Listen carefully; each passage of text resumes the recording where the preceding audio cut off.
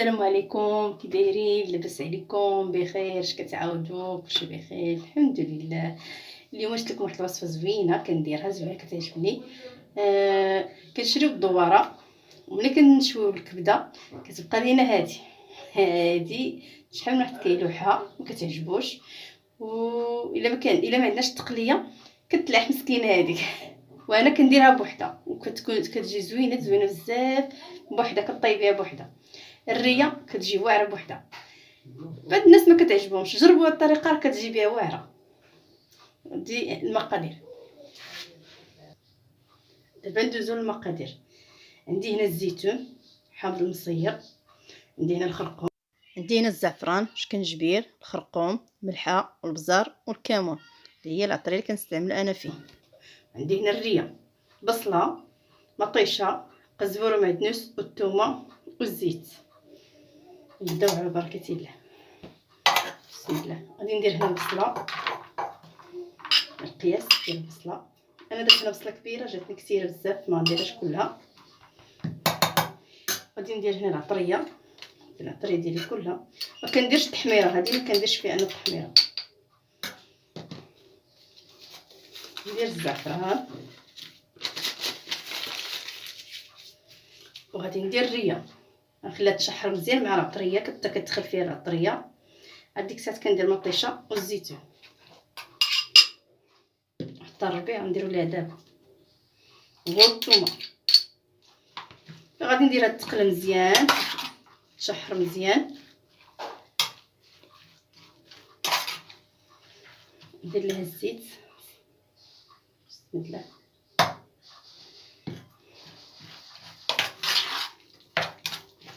دابا غادي نديرها في البوطه تشحر مزيان تقلى.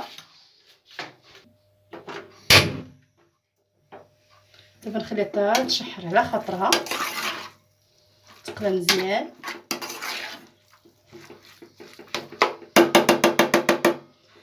تتشحر مزيان وعاد نرجعو باش ندير الزيتون ومطيشه ونخليها عاوتاني تشحر واحد شويه. كندير ليها الماء باش كتفتح مطيشه، كتحل مطيشه ما كتجمعش. ملي كديري مطيشه وكديري الماء ما كدوبش لك مطيشه. عاوتاني درتي البصله درتي عليه مطيشه ما كدوبش البصله. واحد شويه الماء. ها هي بعد ما تشحرات مزيان هذيك البصله كلها نزلات. غادي ندير مطيشه كتخليها عاوتاني تشحر تقلى مزيان تتهبط ليا ديك مطيشه. راه كتجي الريه بهذه الطريقه هذه زوينه بزاف، كتجي واعره كتجي فنه. انا بعدا شخصيا كتعجبني وجربوها وردوا عليا قولوا كي جاتكم. وكندير هنا عندي الحامض مصير وعندي هنا الزيتون. دابا نخليها تشحر تقلى مزيان حتى كتذوب مطيشه عاد كندير ليها الماء. هي بعد ما تشحرت مزيان شفتوا مطيشه كتهبط مطيشه كتنزلها مابقاش بان المطيشه كاع. عاد غندير ليها الماء. طالعه فيها واحد الريحه زوينه واعره ما نقولش لكم. حقكم في الجنه ان شاء الله. بسم الله. دابا كندير ليها الماء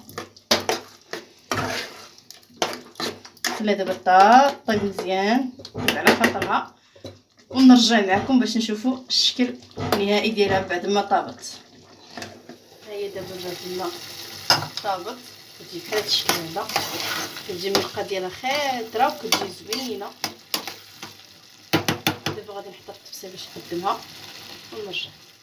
الوصفه ديالي بعد ما طابت هي كتجي بحال هاد الشكل هذا وكتجي زوينه بزاف. كنتمنى انكم تجربوها. ملي تجربوها قولوا لي في الكومنتات كي جاتكم. راه الطريقه ديال الريه كتجي واعره بزاف كتجي زوينه. انا كنوجدها وكنطيبها بهذه الطريقه هذه وكتجي زوينه صراحه كتعجبني انا بزاف. وجربوها اللي ما كياكلش الريه كياكلها بهذه الطريقه غادي تعجبو، واللي كياكلها راه غادي تعجبو اكثر بهذه الطريقه هذه.